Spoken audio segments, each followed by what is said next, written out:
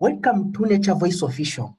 I will share with you some series of lectures, videos, knowledge clip, and events that aim at sustainable conservation of nature on this planet. I'm Narcissus Witonze, a master student in forest and nature conservation at Wageningen University and Research in the Netherlands. The topic for today is nature conservation and development. Welcome to this first presentation of this topic. This presentation is made up of three main components. Number one, understanding the key concept. Number two, understanding development framework. After that, we have a look on the first section of conservation in the light of development. For the second part of this topic, we will dive into the point regarding conservation in the light of development and see whether conservation and development can be a bedfellow. Now, what is nature conservation? Many scientists provide different explanations to this concept, which created tremendous discussions among concerned people. In this knowledge group, let's come back to some of these definitions. Sandybrook in 2015 highlighted that nature conservation is preserving what is in the physical landscape and make sure that there will be available for future generations. On Sandybrook's side, this concept encompasses three main domains. Number one, cultural heritage. This means maintain the monuments for country's history, databasing some cultural signs, including plants and animals for future educational purpose. Number two, conservation ecology.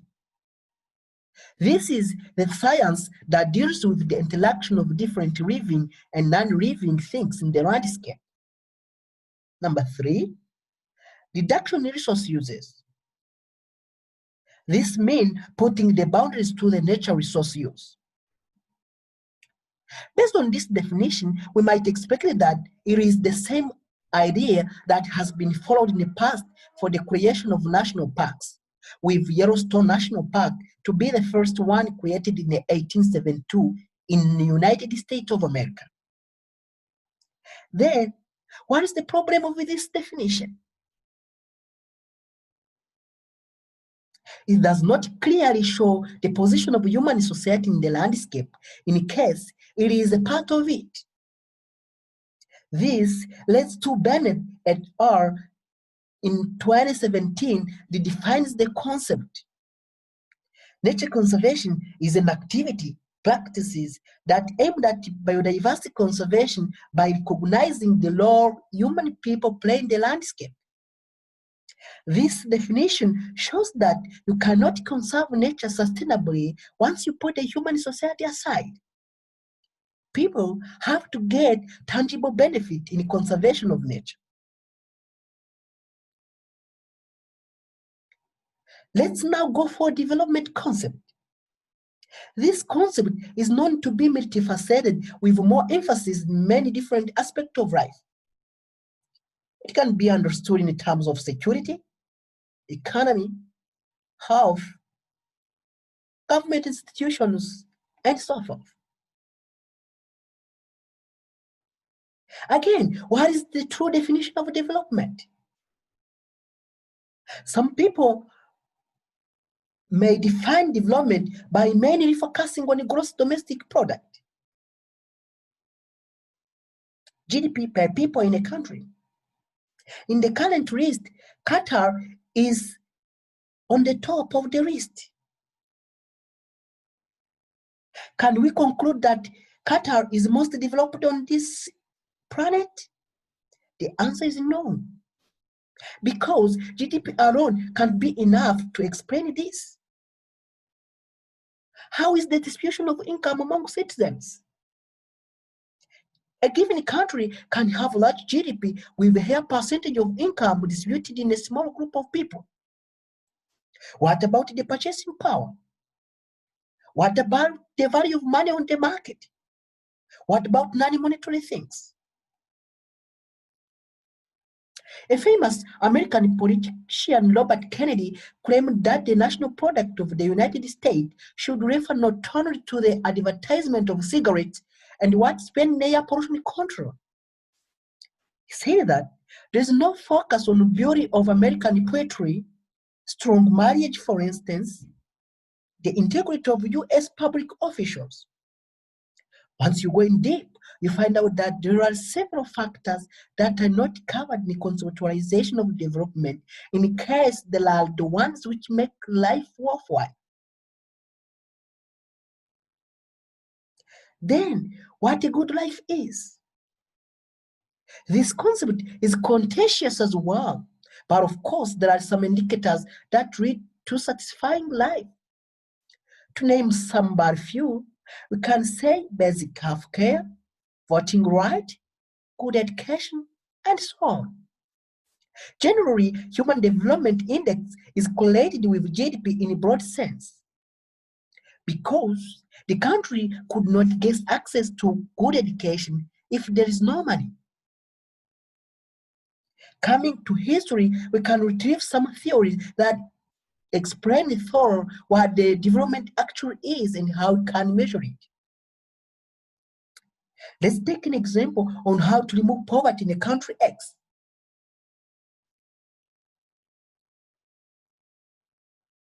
Such in the Millennium Development Goals argue that wealth poverty determined by geography. In medicine, there are countries situated in areas that have to be poor and others being rich. He said that a large-scale aid can be a piece of the puzzle to the poor countries. This is what is known as big push. Then history said, no, government and outside experts cannot remove poverty. Instead, strong property right and rule of law can handle the issue. In other words, improving institutions is needed for poor countries to remove poverty.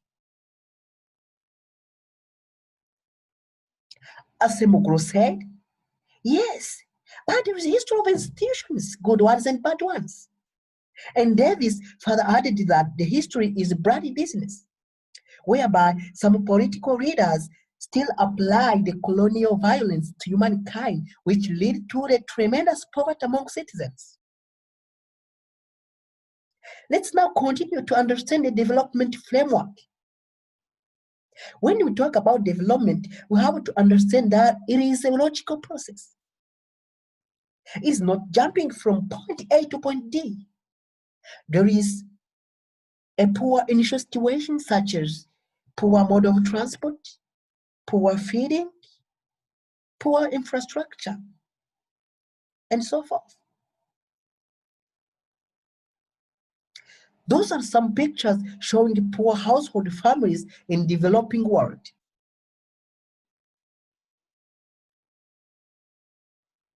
After having a poor initial situation, there is a need of developing goal, which might be, for instance, improved infrastructure, improved industry, and improving thinking as well. Here, there are typical examples of developing goals. You see, first picture of myself at Golden Peacock Resort Hotel in Mozambique. You see Kigali City, famous Dubai City, Capeclan Cathedral in Arnhem in the Netherlands. All of that should be development indicators. But the question is this: are they enough, good, better, or best to fully explain what development is?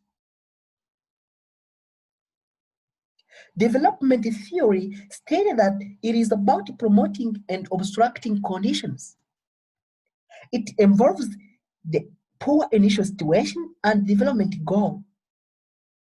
To reach to the goal, there is a huge need of process of social change which requires taking into consideration state, market, and civil society. In the next knowledge clip, I will dive deeply into the concept of nature conservation in the middle of development. I will explain it based on 3 historical development projects over time, which are modernization, globalization, and sustainability projects. Don't miss the second section of this topic soon. Don't forget to subscribe to get the notifications once new item is uploaded. Do you have any topic you want us to explore for you in relation to nature and people? Please put it in the comment section. We will dive into it as well. Keep tuned to Nature Voice Official. See you for the next time. Goodbye.